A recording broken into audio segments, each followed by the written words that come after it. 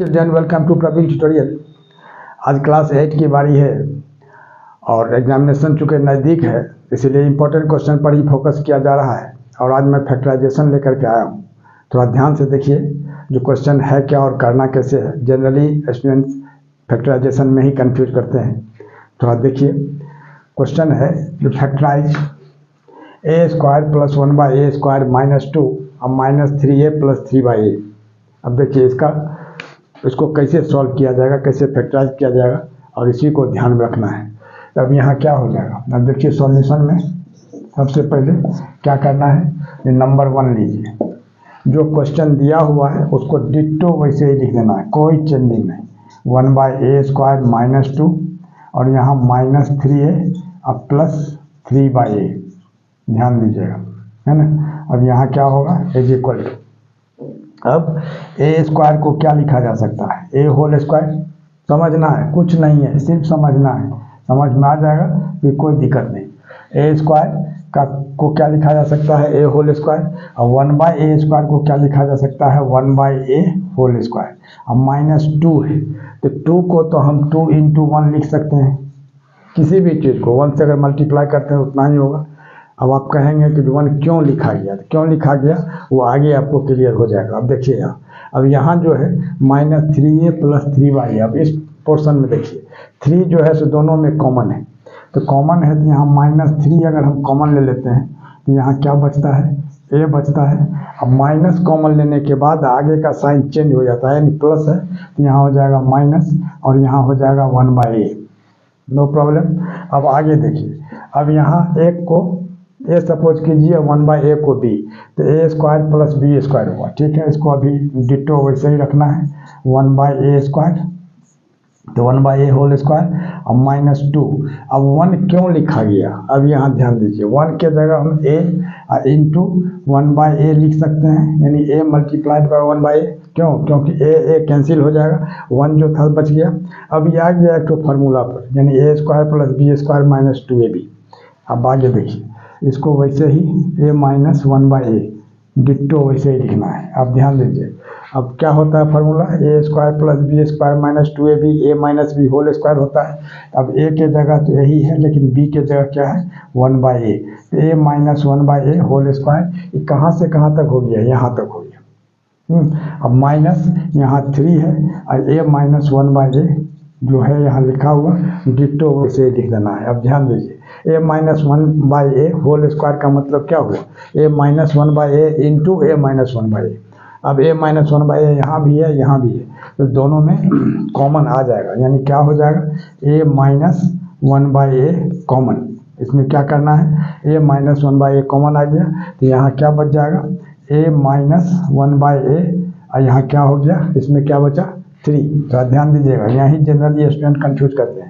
a - 1/a² है तो इसका मतलब a - 1/a × a - 1/a हुआ, और एक तो a - 1/a यहाँ है तो इस दोनों में एक तो कॉमन आ ही जाएगा, एक तो बच जाएगा a - 1/a, यहाँ लिखना है और यहाँ -3, और यही इसका आंसर हो जाएगा। यह हो गया आपको नंबर 1 का। आइए नंबर 2 में, नंबर 2 में क्या है, नंबर 2 में x² + y² + x + y और +2xy।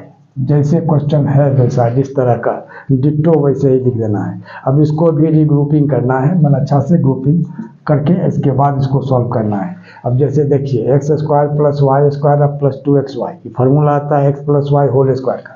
इस दोनों को एक तरफ पहले लिख देना है, x² + y² और +2xy, और ये x + y जो है इधर, इसको इधर कर दीजिए x + y। अब ध्यान दीजिएगा थोड़ा सा, अब x² को क्या लिखा जाएगा, x² लिख ही सकते हैं, y² को क्या लिख सकते हैं, y² और +2xy है तो 2 × x × y, या मल्टीप्लाई का साइन के जगह पॉइंट भी दे सकते हैं, और यहाँ +x + y जो है। अब ध्यान दीजिएगा थोड़ा सा, अब a² + b² + 2ab क्या चीज़ का फार्मूला होता है, a + b² का, यानी x + y² और प्लस यहाँ क्या हो जाएगा x + y। अब x plus y whole square कहाँ से कहाँ तक हुआ, यहाँ से लेके यहाँ तक 2xy तक, क्योंकि A square plus B square plus 2ab वो होता है a plus B whole square. अब इस दोनों टर्म में क्या देख रहे हैं, x प्लस वाई दोनों में है, यहाँ x प्लस वाई कॉमन आ जाएगा। क्यों, क्योंकि x plus y whole square is equal to क्या होता है, x plus y into x plus y, और यहाँ भी x प्लस वाई है, दोनों में कॉमन आ गया, यहाँ बच जाएगा x प्लस वाई, और यहाँ कुछ नहीं बचा, तो कुछ नहीं बचा तो जीरो नहीं लिखना है, क्योंकि x plus y can be written as x plus y into 1, यानी x प्लस वाई को लिखा जा सकता है x प्लस वाई गुना 1, तो यहाँ कुछ नहीं बचा यानी 1, यानी प्लस 1 कर देना है 1, और यही इसका आंसर हो जाएगा। अब देखिए क्वेश्चन नंबर 3। क्वेश्चन नंबर 3 क्या है, जो वो भी है फैक्टराइज ही है, x square minus 3x minus 54।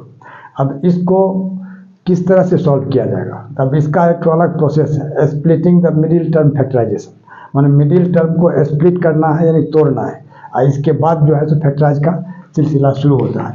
अब देखिए सॉल्यूशन में क्या करना होगा, सबसे पहले तो 3 क्वेश्चन नंबर जो है उसको लिख देना है, x square minus 3x minus 54, ठीक है।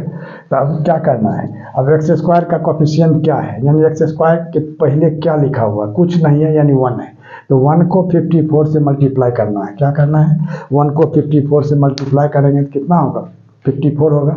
अब 54 को ऐसा फैक्टराइज करना है तो जिसको माइनस करके 3 आवे, क्योंकि माइनस करके लाना है, क्योंकि लास्ट में अगर माइनस का साइन है तो माइनस करके बीच वाला लाना है, अगर प्लस का साइन है तो प्लस करके लाना है बीच वाला। इसी में जनरली स्टूडेंट कंफ्यूज कर जाते हैं। अच्छा स्टूडेंट को इसकी जानकारी नहीं है, थोड़ा ध्यान दीजिएगा। लास्ट में अगर माइनस का साइन है तो यहाँ माइनस करके यानी सेपरेट करके लाना है, और प्लस का साइन है तो ऐड करके लाना है, तो यहाँ माइनस है इसलिए सेपरेट करके। तो 54 को अगर हम फैक्टराइज करते हैं तो 9 6 जा 54 होता है, और 9 में से 6 अगर माइनस करते हैं तो कितना हो जा रहा है 3। अब देखिए ध्यान देके यहाँ क्या लिखना है, एक्स स्क्वायर माइनस 9 माइनस 6, 9 6 जा 54, और 9 में 6 माइनस कर देंगे कितना होगा 3, और यहाँ x और माइनस 54 लिखना है। ध्यान दीजिएगा थोड़ा सा, एक्स स्क्वायर माइनस, अब 9 को x से मल्टीप्लाई कर देंगे तो कितना होगा 9x, और माइनस को माइनस से मल्टीप्लाई करेंगे तो प्लस, और 6 को x से कर देंगे तो 6x और माइनस 54। अब ध्यान दीजिएगा थोड़ा सा, अब एक्स स्क्वायर और माइनस 9x, इस दो मतलब दो पार्ट हो गया दोनों तरफ, प्लस के इधर और प्लस के इधर। अब इसमें क्या है, x कॉमन आ रहा है, क्यों, क्योंकि x इसमें भी है इसमें भी है, तो x अगर हम कॉमन लेते हैं इधर क्या बचता है, x बच जा रहा है, अब माइनस इधर क्या बचेगा 9, अब प्लस, अब 6x और माइनस 54 में क्या कॉमन आएगा, 6 कॉमन आएगा। क्यों, क्योंकि 6 1 जा 6, और 6 के टेबल में 6 9 जा 54, 9 भी हो जाता है। यहाँ अगर हम 6 कॉमन लेते हैं तो यहाँ क्या होगा, x माइनस 9, क्यों, क्योंकि 6 9 जा 54। अब देखिए प्लस के इधर एक पार्ट है और इधर एक पार्ट है, दोनों में x माइनस 9 कॉमन है, यहाँ x माइनस 9 कॉमन आ जाएगा, इधर बच जाएगा कितना, x प्लस 6, ठीक है, और यही इसका आंसर हो जाएगा। अब आइए यहाँ फोर्थ नंबर में, फोर्थ नंबर में क्या है, तो सबसे पहले तो फोर्थ का क्वेश्चन जो है उसको लिख देना है, 4 root 3x square plus 5x और माइनस 2 रूट 3। देखिए रूट वाला में निश्चित रूप से स्टूडेंट कंफ्यूज करते हैं। अब देखिए जैसे यहाँ 4 रूट 3, एक्स स्क्वायर का कोफिशिएंट क्या है 4 रूट 3, और ये कांस्टेंट टर्म क्या है 2 रूट 3, तो 4 रूट 3 को 2 रूट 3 से अगर हम मल्टीप्लाई करते हैं तो कितना होगा, 4 2 जा 8 है, रूट 3 को रूट 3 से करेंगे 3, तो 8 3 या 24। थोड़ा रफ में आके यहाँ क्लियर जो है तो समझ लीजिए, यानी 4 रूट 3 इंटू 2 रूट 3, तो 4 2 जा 8 हो गया, 4 और 2 को मल्टीप्लाई करते हैं तो 4 इंटू 2 हो गया, और रूट 3 को रूट 3 से करेंगे तो क्या होगा रूट 9, 9 का स्क्वायर रूट कितना हो जाएगा 3, तो 4 2 जा 8 3 जा 24। अब 24 को ऐसा फैक्टराइज करना है जिसको माइनस करके 5 आवे, तब देखिए डायरेक्ट 3 8 या 24 हो गया, और 8 में 3 माइनस कर देंगे तो 5 आ जाएगा। यहाँ क्या लिखना होगा, 4 root 3 x square plus 8 minus 3, और यहाँ हो जाएगा x और माइनस 2 रूट 3। अब ध्यान दीजिए यहाँ हो गया 4 रूट 3 एक्स स्क्वायर और प्लस 8 को x से मल्टीप्लाई कर देंगे तो कितना होगा 8x, और माइनस 3 को x से कर देंगे तो कितना होगा 3x और माइनस 2 रूट 3। ध्यान दीजिएगा ये रफ कॉलम है ना।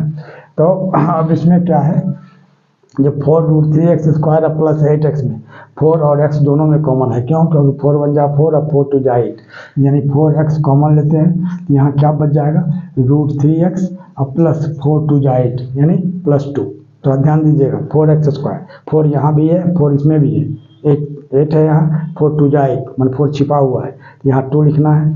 अब माइनस, अब ध्यान दीजिए 3 को क्या लिख सकते हैं, √3 इंटू √3, तो √3 इसमें भी है, √3 इसमें भी है, तो √3 कॉमन आ गया।